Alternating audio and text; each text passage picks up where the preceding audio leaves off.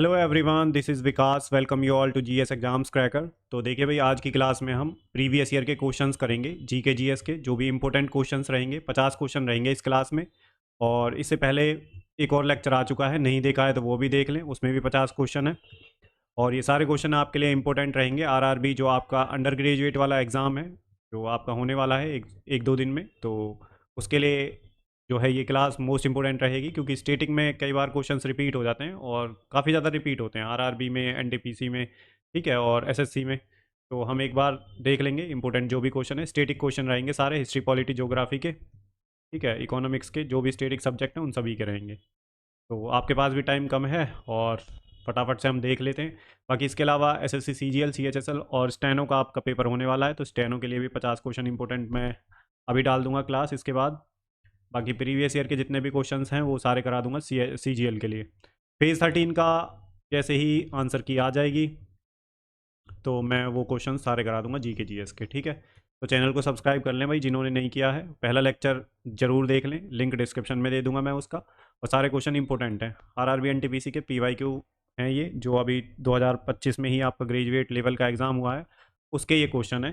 क्योंकि अब आपका अंडर ग्रेजुएट वाला एग्ज़ाम है तो ये काम के रहेंगे ये क्वेश्चन, स्टेटिक चेंज नहीं होता है अभी, ठीक है। काफ़ी ज़्यादा रिपीटिशन रिपीटिशन रहता है आरआरबी में और एसएससी में, ठीक है। तो देख लेते हैं अपने क्वेश्चंस क्या हैं। बाकी आपने चैनल को सब्सक्राइब नहीं किया है तो सब्सक्राइब ज़रूर कर लें आने वाली क्लासेस के लिए। और भाई अपने दोस्तों के साथ शेयर कर सकते हैं, और अगर क्लास पसंद आती है तो लाइक करें। और मेरे साथ देखिए, क्वेश्चंस को आपको लगाना है, कितने क्वेश्चन आपके सही जाते हैं कमेंट सेक्शन में ज़रूर बताना है। तो टाइम कम है तो थोड़ा पेज जो हमारा रहेगा वो थोड़ा भाई हाई पेज रहेगा। मैं थोड़ा फास्ट मोड में पढ़ाऊंगा क्योंकि देखिए ये रिवीजन सीरीज़ है, और रिवीजन में आपको पता है बहुत ज़्यादा एक्सप्लेनेशन की ज़रूरत नहीं है। सीधा हम क्वेश्चन देखेंगे, आंसर देखेंगे, जो भी इंपॉर्टेंट पॉइंट होगा वो देखेंगे और आगे बढ़ेंगे। ऐसे ही आपको पढ़ना है क्योंकि ये भाई आपका बिल्कुल पीक टाइम है और लास्ट टाइम है, लास्ट मिनट रिवीजन समझ लीजिए इसे, ठीक है भाई। तो मिक्स हैं इसमें सभी क्वेश्चंस। तो देख लेते हैं, ज्योग्राफी का है क्वेश्चन ये। The Tropic of Cancer passes through how many states, Indian states. तो कर्क रेखा भारत के कितने राज्यों से होकर गुजरती है। तो अगर आपको पता है तो इसका आंसर कमेंट सेक्शन में जरूर देना, या A4 साइज आप पेज ले सकते हैं, उस पर क्वेश्चन नंबर डाल सकते हैं। 50 क्वेश्चन रहेंगे और आप लगा के देखिए आपकी प्रिपरेशन क्या है। तो ये पास होती है 8 राज्यों से, गुजरात, राजस्थान, मध्य प्रदेश, छत्तीसगढ़, झारखंड, वेस्ट बंगाल और त्रिपुरा और मिजोरम से। मिजोरम की जगह कई बार आप कन्फ्यूजन में यहाँ पे मणिपुर लगा सकते हैं। सॉरी गाइज, तबीयत काफ़ी दिनों से ख़राब चल रही है, बट क्लास डिले नहीं होनी चाहिए। तो मिज़ोरम की जगह कई बार यहाँ पे आपको मणिपुर मिल जाएगा, तो मिज़ोरम से पास होती है, मणिपुर से नहीं, ठीक है। तो ये 8 के 8 नाम आपको याद होने चाहिए, ठीक है। और ट्रॉपिक ऑफ कैंसर जो होती है 23.5 डिग्री नॉर्दर्न लैटिट्यूड पे होती है। जैसे ट्रॉपिक ऑफ कैंसर होती है, जैसे ये अर्थ है, ये इक्वेटर है, इक्वेटर, इसके ऊपर होती है ट्रॉपिक ऑफ कैंसर, और यहाँ पे होती है ट्रॉपिक ऑफ कैप्रिकॉन, कैप्रिकॉन। और ये 23.5 डिग्री, 23 सही 1/2 डिग्री नॉर्थ की तरफ होती है, और ये 23 सही 1/2 डिग्री साउथ की तरफ होती है, जो ये ट्रॉपिक ऑफ कैप्रिकॉन होती है। तो इन्होंने पूछा है जो भारत से जो कर्क रेखा गुजरती है ट्रॉपिक ऑफ कैंसर, कितने राज्यों से, तो ये 8 राज्य हैं। कई बार क्वेश्चन पूछा गया है, ठीक है। नेक्स्ट क्वेश्चन देख लेते हैं क्या है। Which is the highest peak in India. तो भारत की सबसे ऊंची चोटी कौन सी है। तो ये है भाई कंचनजंगा। तो भारत की पूछा है इन्होंने, ये जरूर ध्यान रखना है आपको। तो कंचनजंगा है, हाइट है इसकी 8586 मीटर, और सिक्किम में लोकेटेड है कंचनजंगा, ठीक है। थर्ड हाईएस्ट पीक है वर्ल्ड की, माउंट एवरेस्ट नेपाल में है, जो कि वर्ल्ड का हाईएस्ट माउंटेन पीक है, ठीक है। नेक्स्ट क्वेश्चन देख लेते हैं अपना क्या है। तो विच is the southern most point of India. तो भारत का सबसे दक्षिणी बिंदु कौन सा है। तो ये हैं आपके ऑप्शंस, ट्राई करिए। तो ये है Indira point, option B is the right answer. Location कहाँ है इसकी, ग्रेट निकोबार आइलैंड में लोकेशन है। सबमर्ज पार्शली ड्यूरिंग 2004 सुनामी जो आई थी 2004 में, उसमें ये सबमर्ज हो गया था पार्शली। और 6 डिग्री 45 जो है नॉर्थ थर्ड लैटिट्यूड में लाइज करता है, ये भी जरूर ध्यान रखना है आपको। और ये साउदर्न मोस्ट पॉइंट है इंडिया का, ठीक है। नेक्स्ट क्वेश्चन देख लेते हैं अपना, question number 4। Which river originates from Amarkantak. तो अमरकंटक से किस नदी का उद्गम होता है, तो ये आपको बताना है। यहाँ है आपके ऑप्शन सारे, तो ट्राई करिए भाई इस क्वेश्चन को। तो इसका जो आंसर है वो है Narmada. Option A is the right answer. ठीक है, ये ओरिजिनेट करती है अमरकंटक से। और अमरकंटक कहाँ है भाई? मैकाल हिल्स में है। मैकाल जो हिल्स हैं वहाँ से निकलती है। ठीक है, अमरकंटक जो है, तो इतना आपको ध्यान रखना है नर्मदा के बारे में। नर्मदा का ओरिजिन कहाँ से है? तो अमरकंटक से, अमरकंटक से है। और अमरकंटक कहाँ है? मैकाल हिल्स में, मैकाल हिल्स। ठीक है, ये विंध्यान रेंज है। और उस जैसे ये विंध्यान रेंज है, इसके नीचे सतपुरा रेंज है। और यहाँ पे देखिए, विंध्यान जो रेंज है इनका है कैमूर रेंज।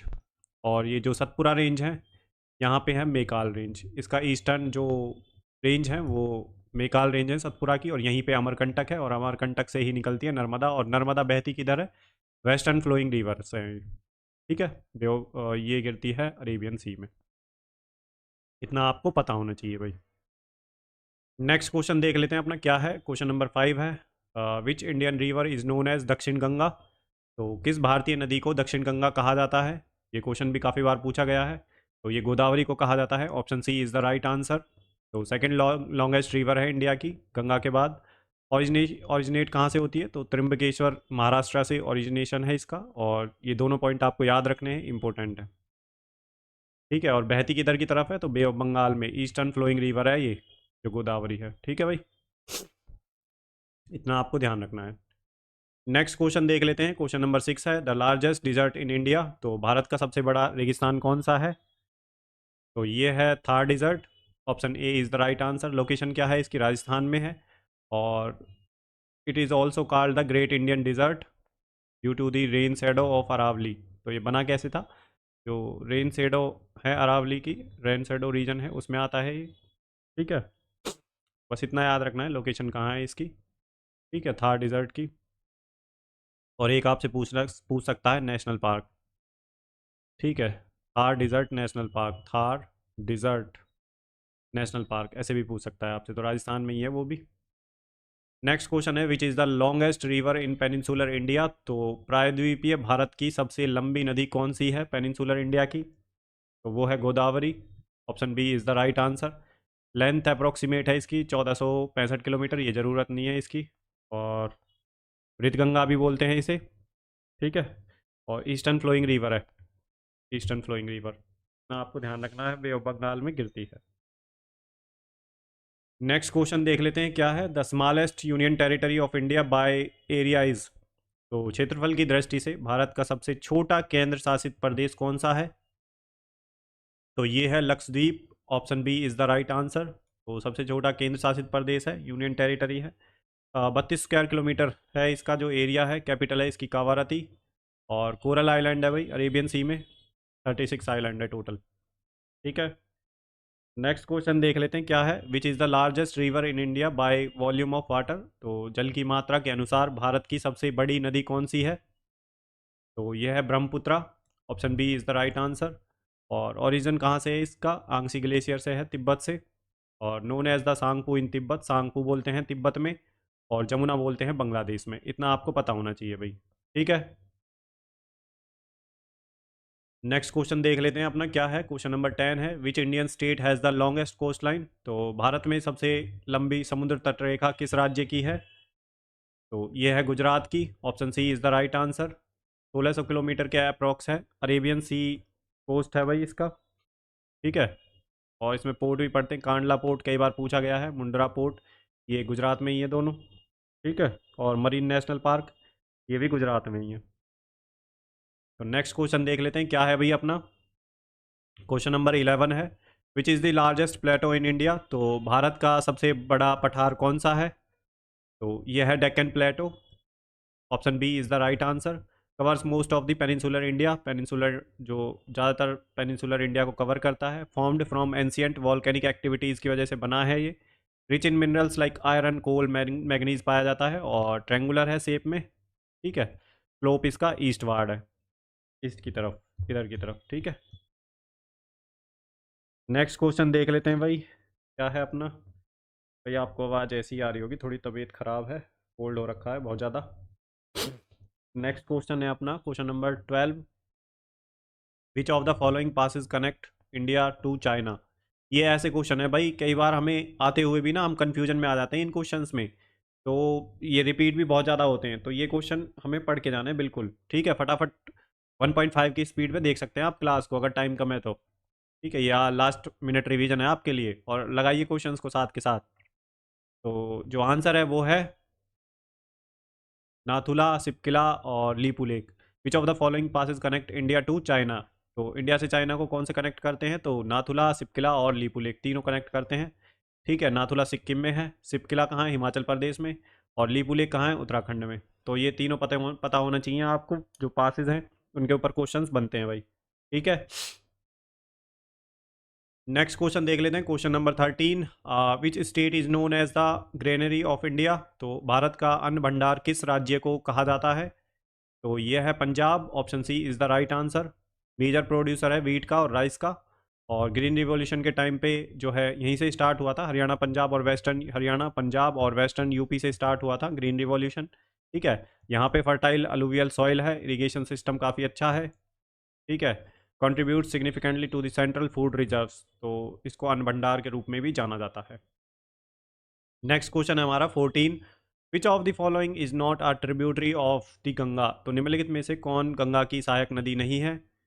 तो देखिए, इसमें से तापी जो है गंगा की सहायक नदी नहीं है, बाकी ये तीनों जो है यमुना, सोन और चंबल, ये तीनों गंगा की सहायक नदी हैं। क्योंकि चंबल किस लिए है, तो चंबल जो है यमुना की सहायक नदी है, इसलिए ये भी जो है गंगा की सहायक नदी हो जाती है। ठीक है, तो इन्होंने यही पूछा है, नॉट अ ट्रिब्यूटरी, तो तापी रिवर नहीं है, बाकी ये तीनों हैं ऊपर। क्योंकि ये जो चंबल रिवर है ये यमुना की ट्रिब्यूटरी है, सोन तो डायरेक्टली ट्रिब्यूटरी है ही।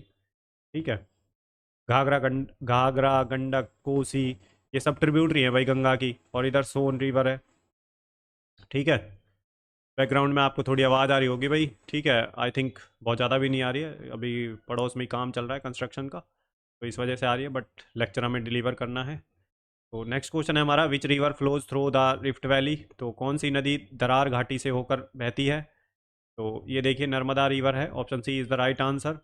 Flows westward in the Arabian sea, तो वेस्टर्न की तरफ बहती है, वेस्टर्न फ्लोइंग रिवर है। ओरिजिनेशन इसका मैंने बता दिया था, पहले भी ये क्वेश्चन आ चुका है, बस घुमा फिरा के दोबारा पूछ लिया था किसी शिफ्ट में। तो अमरकंटक प्लेटो से निकलती है। ठीक है, मैकाल रेंज से, जो कि सतपुरा की ईस्टर्न मोस्ट रेंज है। और फॉर्म्स धुआंधार फॉल्स, धुआंधार जो वाटरफॉल्स है वो बनाती है जबलपुर में। ठीक है, जो धुआंधार वाटरफॉल्स है वो नर्मदा रिवर पर ही है, इतना आपको ध्यान रखना है। नेक्स्ट क्वेश्चन है 16। विच Indian state shares the longest international border. तो भारत का कौन सा राज्य सबसे लंबी अंतर्राष्ट्रीय सीमा साझा करता है। तो ये करता है भाई West Bengal, option C is the right answer. Shares border with 4 countries, Bangladesh के साथ, भूटान के साथ, नेपाल के साथ और चाइना के साथ। ठीक है, वैसे लॉन्गेस्ट विद बांग्लादेश है 2217 किलोमीटर।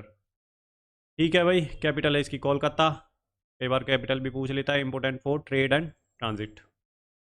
नेक्स्ट क्वेश्चन देख लेते हैं अपना, क्या है भाई। क्वेश्चन नंबर 17 है, the Aravalli range is located in which direction in India. तो अरावली पर्वत माला जो है भारत के किस दिशा में स्थित है। तो ये है north east to south west, north east to south west, option C is the right answer. Oldest fold mountain है इंडिया का, और स्ट्रेच कहाँ से कहाँ तक फैला हुआ है, तो दिल्ली से गुजरात तक। Not very high, eroded over time, और मिनरल्स काफ़ी हैं इसमें। ठीक है, नेक्स्ट क्वेश्चन देख लेते हैं अपना, क्या है।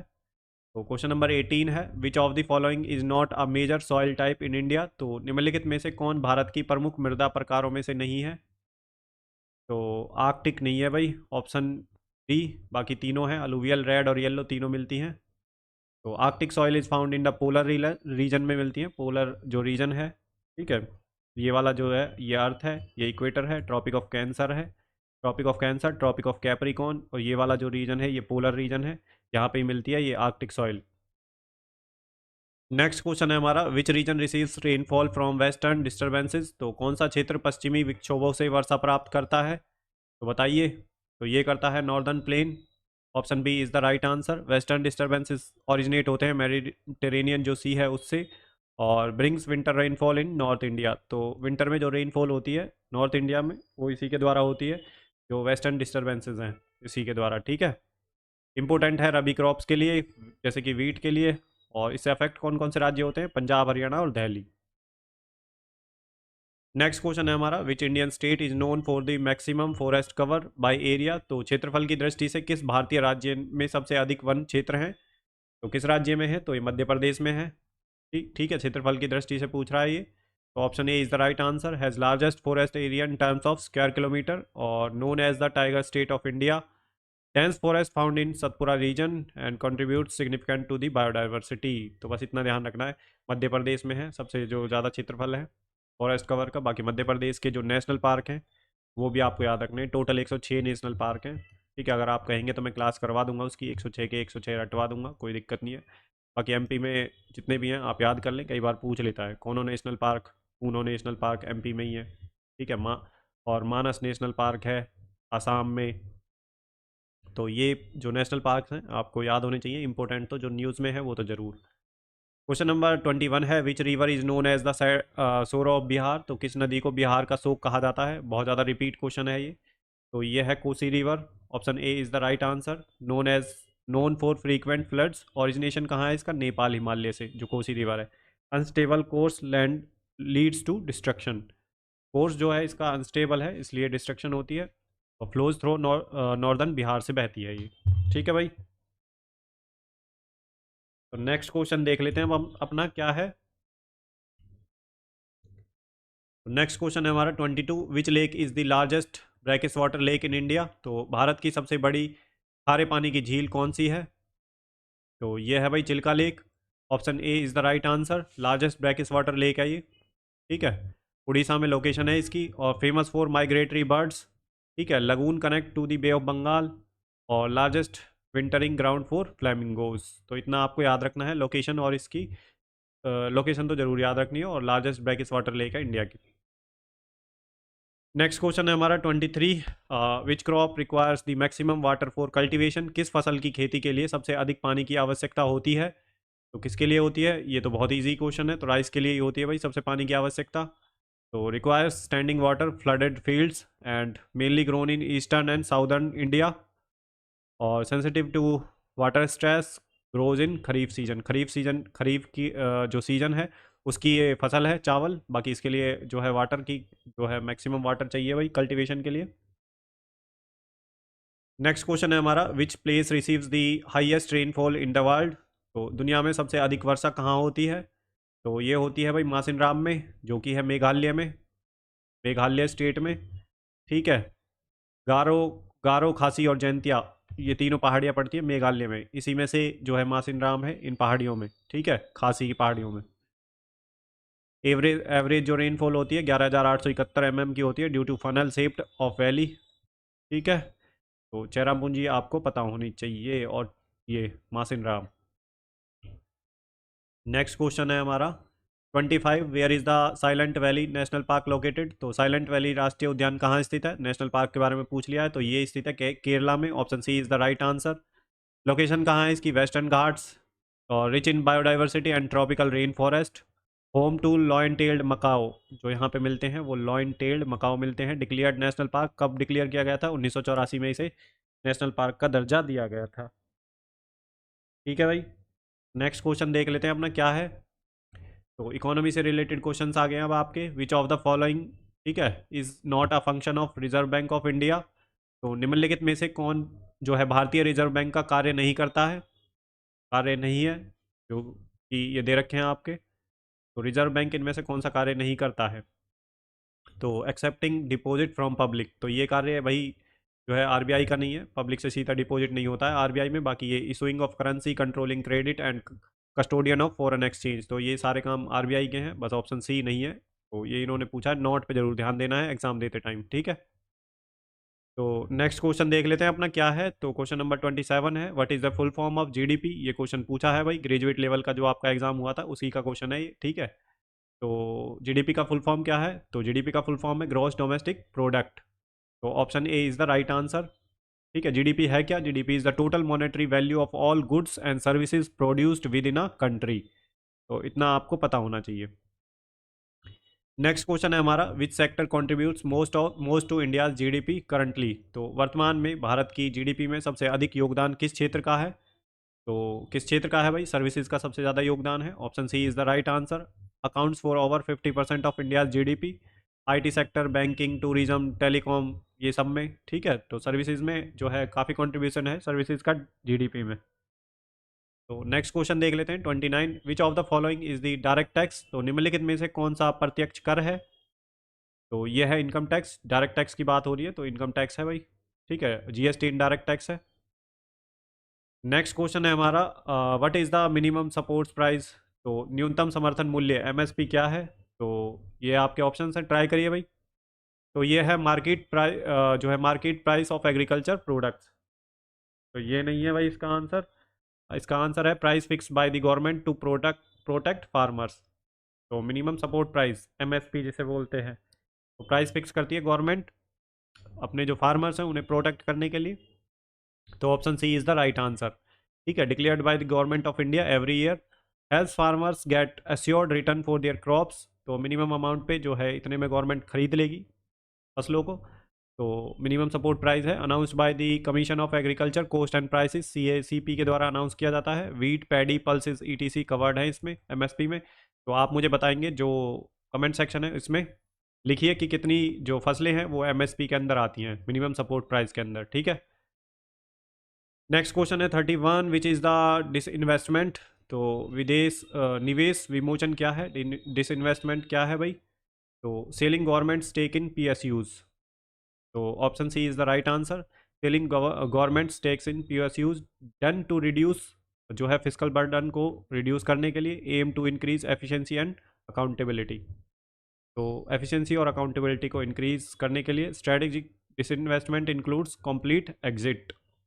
एयर इंडिया डिसइन्वेस्टमेंट एग्जाम्पल है भाई इसका, ठीक है भाई। तो इतना पता होना चाहिए डिसइन्वेस्टमेंट क्या है। तो नेक्स्ट क्वेश्चन देख लेते हैं, question number 32, what does make in India campaign aim to boost. तो मेक इन इंडिया अभियान किसे बढ़ावा देने का लक्ष्य रखता है। तो ये रखता है मैन्युफैक्चरिंग सेक्टर को। Option C is the right answer. Launch कब हुआ था, 2014 में, PM नरेंद्र मोदी जी के द्वारा। Aim to turn India into a global manufacturing hub, attract FDI foreign direct investment को जो है अट्रैक्ट करने के लिए, जॉब्स को क्रिएट करने के लिए ये जो अभियान है मेक इन इंडिया स्कीम है आई थी। और इसका लोगो है lion with cogs. Next question है हमारा 33, what is the base year currently use to calculate India's GDP। तो भारत की GDP की गणना के लिए वर्तमान में कौन सा जो है आधार वर्ष है, बेस ईयर का उपयोग किया जाता है। तो ये किया जाता है 2011-12 का। Option C is the right answer, ठीक है। और 2015 में अडॉप्ट किया गया था ये CSO के द्वारा, ठीक है भाई। नेक्स्ट क्वेश्चन देख लेते हैं 34, which among the following is the largest contributor to India's export. तो निम्नलिखित में से कौन सा भारत के निर्यात में सबसे बड़ा योगदान करता है। तो सबसे ज़्यादा एक्सपोर्ट क्या होता है इनमें से, तो इंजीनियरिंग गुड्स होते हैं भाई। Option D is the right answer. Next question है हमारा 35, विच of the following is not an economic indicator. तो निम्नलिखित में से कौन आर्थिक संकेतक नहीं है। तो इकोनॉमिक इंडिकेटर नहीं है इनमें से। तो लिटरेसी रेट नहीं है, बाकी सारे इकोनॉमिक इंडिकेटर हैं, GDP, इन्फ्लेशन रेट और अनएम्प्लॉयमेंट रेट, ये सारे इंडिकेटर हैं, इकोनॉमिक इंडिकेटर हैं। बाकी लिटरेसी रेट नहीं है इंडिकेटर, नॉट पूछा है इन्होंने, ठीक है। सोशल इंडिकेटर है ये जो लिटरेसी रेट है। नेक्स्ट क्वेश्चन है हमारा एनवायरनमेंट से आ गए हैं हम question, the ozone layer is presented in which layer of atmosphere. तो ओजोन जो परत है वायुमंडल की किस परत में पाई जाती है, तो ये आपको बताना है। तो ये मिलती है स्ट्रेटोस्फेयर में।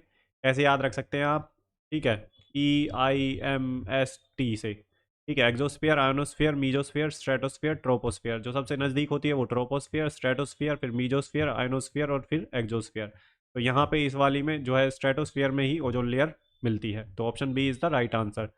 और इस कहाँ पे लोकेटेड होती है, 10 से 50 kilometre above the earth surface. Protected earth from harmful UV radiation से बचाती है हमें, ठीक है। और ओजोन डिप्लीशन कोज ग्लोबल कंसर्न। नेक्स्ट क्वेश्चन है हमारा 37, which gas is primarily responsible for global warming. तो वैश्विक उष्मीकरण के लिए मुख्य रूप से कौन सी गैस जिम्मेदार है। तो ट्राई करिए इसमें से भाई। तो कौन सी गैस है, कार्बन डाइऑक्साइड इसके लिए जिम्मेदार है। Option C is the right answer, ठीक है। Emitted from fossil fuel burning से निकलती है ये, मेजर ग्रीन हाउस गैस है। Sorry guys. Increase earth average temperature. तो अर्थ का जो एवरेज टेम्परेचर है उनमें, ठीक है, उसको औसत तापमान को बढ़ाती है ये कार्बन डाइऑक्साइड। नेक्स्ट क्वेश्चन है 38, चिपको मूवमेंट वाज रिलेटेड टू, तो चिपको आंदोलन किससे संबंधित था? तो ये था भाई फॉरेस्ट कंजर्वेशन से रिलेटेड। Option B is the right answer. कब स्टार्ट हुआ था? तो 1973 में उत्तराखंड से स्टार्ट हुआ था। विलेजर्स ने हग किया था ट्री को टू स्टॉप कटिंग्स, ठीक है, कटने से बचाने के लिए ग्रामीणों ने वहाँ के जो है पेड़ हैं उनसे लिपट गए थे। लेड बाय सुंदरलाल बहुगुणा, यहाँ से भी क्वेश्चन पूछा गया है। नेक्स्ट क्वेश्चन है भाई 39, विच of the following is renewable source of energy, तो निम्नलिखित में से कौन अक्षय ऊर्जा का स्रोत है? तो ये है solar energy. Option C is the right answer, ठीक है, पता होना चाहिए आपको रिन्यूएबल एनर्जी के जो सोर्सेज हैं। नेक्स्ट क्वेश्चन है हमारा, which day is celebrated as world environment day, तो विश्व पर्यावरण दिवस किस दिन मनाया जाता है? तो ये मनाया जाता है 5 जून को। Option A is the right answer, ठीक है, पहली बार सेलिब्रेट किया गया था 1974 में। नेक्स्ट क्वेश्चन है हमारा 41, the term green house effect is associated with, तो ग्रीन हाउस प्रभाव किससे संबंधित है? तो ये संबंधित है भाई heating of the earth surface. तो option B is the right answer, caused by green house gases like CO2 and CH4। तो इतना आपको पता होना चाहिए भाई।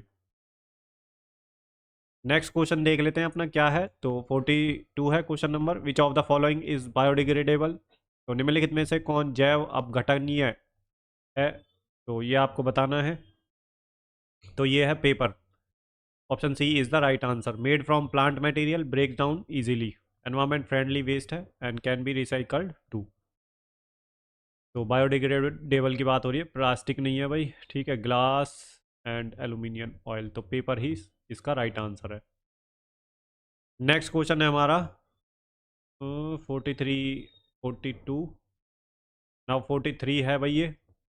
तो which gas is release from paddy field, तो धान के खेतों से कौन सी गैस निकलती है?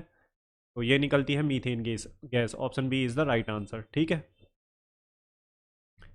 क्वेश्चन नंबर है 44, which among the following is a non renewable energy source, तो निम्नलिखित में से कौन अक्षय जो है नहीं है इसमें से? तो ये है coal. Option D is the right answer, non renewable energy source पूछा है इन्होंने, तो कोल ही नहीं है भाई इसमें।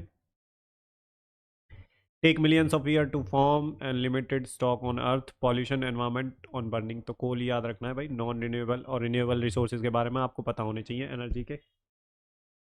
नेक्स्ट क्वेश्चन देख लेते हैं, question number 45, vermi composting is done using, तो वर्मी कंपोस्टिंग किससे की जाती है? तो ये की जाती है भाई अर्थवॉर्म से। Option C is the right answer, ठीक है, helps decompose organic waste, turns waste into nutrient rich manure.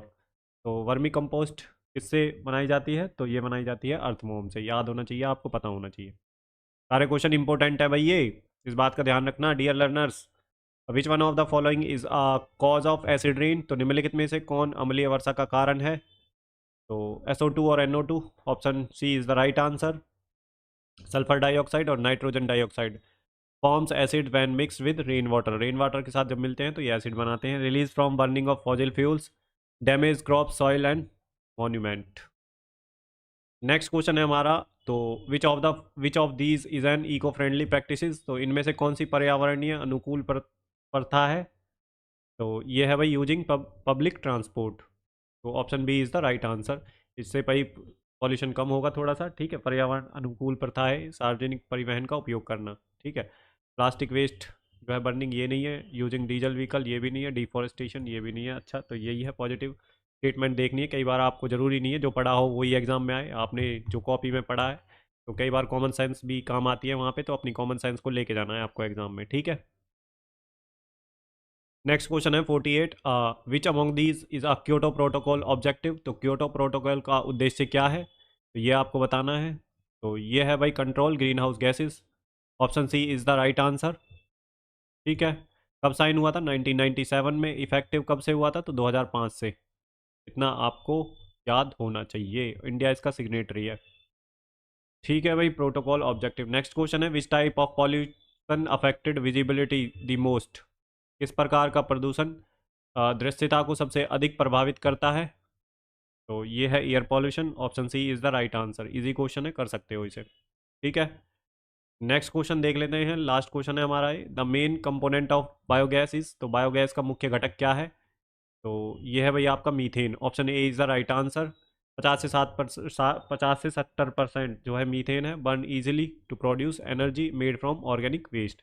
तो बायोगैस जो होती है उसका मुख्य घटक है मीथेन। तो यहाँ पे है डियर लर्नर्स हमारे 50 मोस्ट इंपॉर्टेंट क्वेश्चंस कंप्लीट होते हैं और ये क्वेश्चन बार बार रिपीट होते हैं भाई।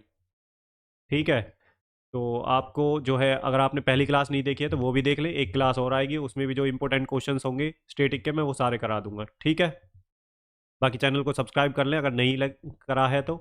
और कितना स्कोर बन रहा है वो ज़रूर बताएं आप कमेंट सेक्शन में लिख के। क्लास कैसी लगी, अगर पसंद आई है तो लाइक करें। ठीक है, अपने रिव्यूज़ दें और अगर कोई सजेशन चाहते हैं, देखिए क्लास ना बहुत ज़्यादा लंबी हो जाती है भाई, 50 क्वेश्चन मैं सोच रहा हूँ बहुत ज़्यादा लंबे हो जाते हैं। तो अब जो हमारी एसएससी की रहेगी वो 25 क्वेश्चन की रहेगी और जितनी जल्दी से जल्दी हम कर पाएँ, 15 मिनट में 10 मिनट में ख़त्म, वो ऐसे करेंगे हम, क्योंकि हमें क्वेश्चंस का रिवीजन करना है। एसएससी सीजीएल का अब आपका एग्ज़ाम होगा, ठीक है, जब भी होगा तो उस हिसाब से हम देख लेंगे, क्योंकि 50 क्वेश्चन के लिए बहुत ज़्यादा लंबी क्लास हो जाती है तो हमें रिवीजन करना है लास्ट मिनट का।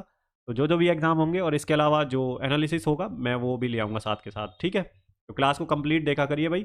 और ये जितनी भी क्लासेस पढ़ी हैं मेरी जो है चैनल पे, जितने भी इस चैनल पे क्लासेस पढ़ी हैं वो सारी PYQ की हैं, एक भी क्वेश्चन मैंने अपनी तरफ से नहीं लिया। आप उन क्लासेस को देख सकते हैं, CGL के मैंने पिछले साल के करा रखे हैं, फिर भी मैं सब्जेक्ट वाइज ले आऊँगा जैसे आपकी इच्छा होगी। ठीक है भाई, बाकी आपको PDF इसकी मिल जाएगी टेलीग्राम चैनल पे। टेलीग्राम चैनल है GS एग्जाम्स क्रैकर, उसका लिंक मैं डिस्क्रिप्शन में दे दूंगा आपको। ठीक है, मैं सोच रहा हूँ एक क्लास और आ जाएगी तो तीनों का एक साथ दे दूंगा PDF आपको। ठीक है डियर लर्नर्स, और बिल्कुल देखिए भाई हम PYQ बेस्ड ही रखेंगे अपनी सारी क्लासें। ठीक है, कैसे क्वेश्चन आ रहे हैं, फेज़ 13 का आपका एग्ज़ाम हो जाने दो, हो ही गया है अब तो, बट वो जो आएगा ना इसकी जो आंसर की आएगी वो उस तरह से हमें पता लग जाएगा कैसे क्वेश्चन आ रहे हैं। बाकी देखिए आ तो गए हैं क्वेश्चन, बाकी फिर भी जब ऑफिशियल आंसर की आ जाएगी तो तुरंत मैं उसका सॉल्यूशन डाल दूंगा ताकि आपको आने वाले एग्जाम्स में काम आ जाए। ठीक है भाई, किस तरह के क्वेश्चन पूछे जा रहे हैं।